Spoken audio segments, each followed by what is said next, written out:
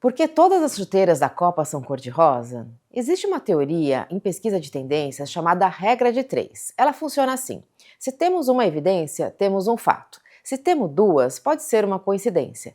Mas se temos três, temos uma tendência. E se temos tendência, precisamos conversar. Nesse caso, pelo menos 5 das principais marcas esportivas do mundo escolheram a mesma cor para chuteiras de seus atletas. As explicações foram várias: que o rosa não é cor oficial de nenhum país e, portanto, não geraria conflito, que é uma cor vibrante e ajudaria a destacar os pés dos jogadores durante a transmissão, entre outras. Uma justificativa apresentada pela Nike foi que o pink é a cor complementar do verde no círculo cromático. De fato é, mas a grama é verde desde sempre. Então por que essa escolha só aconteceu agora? Os motivos mais plausíveis, na minha opinião, são esses. Em primeiro lugar, as marcas estão olhando para as mesmas fontes. Hoje, muitas empresas têm o mesmo relatório de tendências e contratam as mesmas consultorias. Como consequência, acabamos vendo uma certa massificação. A WGSN, por exemplo, apontou o Electric Fuchsia como uma das cores de destaque para representar energia, confiança e identidade digital. Uma cor para as marcas que não têm medo de se destacar. E vejam só a ironia: quando todos escolhem a mesma cor para se diferenciar, ninguém se diferencia, não é verdade? E aí fica a lição: buscar outras fontes, fazer o próprio cool hunting,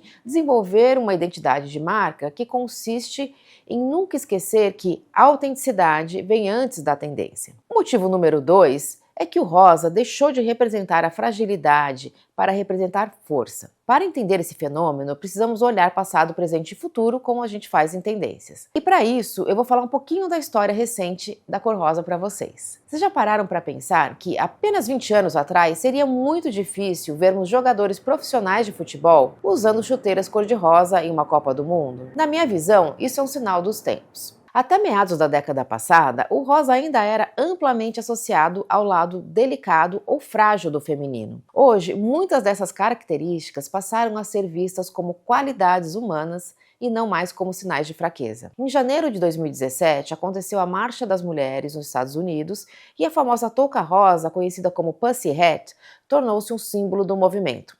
Um mês depois, a mesma peça apareceu na cabeça das modelos durante o desfile da Missoni na Semana de Moda de Milão. Foi um exemplo clássico do chamado trickle-up ou efeito borbulha em português, quando uma tendência nasce nas ruas e sobe para os ambientes de maior influência ou para a elite. Logo em seguida, as vitrines da Zara ficaram tomadas pelo rosa. Restaurantes, cafés, lojas adotaram decorações inteiramente cor-de-rosa, o que era impensável pouco tempo atrás.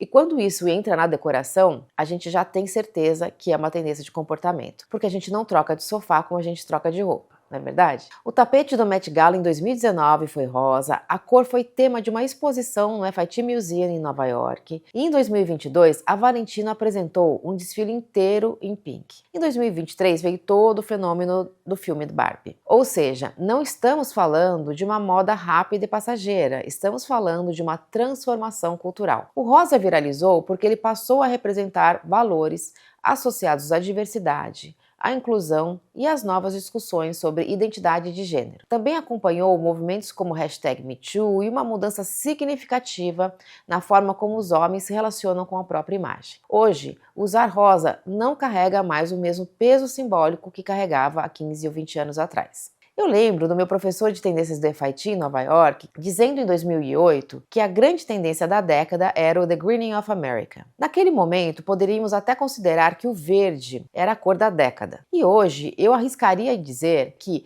o rosa ocupa esse lugar simbólico na década atual. Por isso, não estamos diante de um fato isolado nem de uma simples coincidência. Estamos observando uma resposta coletiva a uma das principais transformações culturais mais importantes do nosso tempo. Como disse Karine Karam, professora da ESPN, a uma entrevista para a revista Exame, essa coincidência reforça que as marcas estão disputando relevância cultural e não apenas desempenho do produto. O benefício é que a categoria inteira ganha exposição.